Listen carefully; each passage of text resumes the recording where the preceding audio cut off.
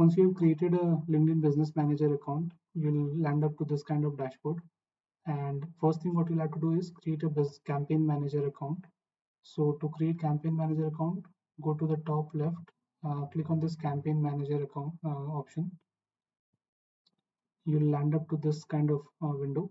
Click on create window. Fill in the details about the account which you want to have. Once I fill in the detail, I'll click on continue. And then it will ask for certain more information.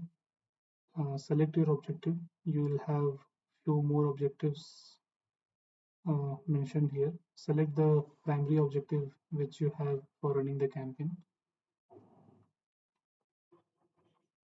I'll select website visit now. You can select your respective objectives. Then you can go to click on next. First option is mainly about AI option if you want AI to take control of your setups.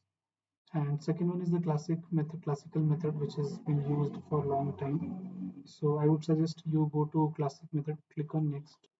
And now this is mainly asking me to create an ad, but I will not create an ad right now. So this way you have created your campaign manager account and you're all set to create your campaign on LinkedIn.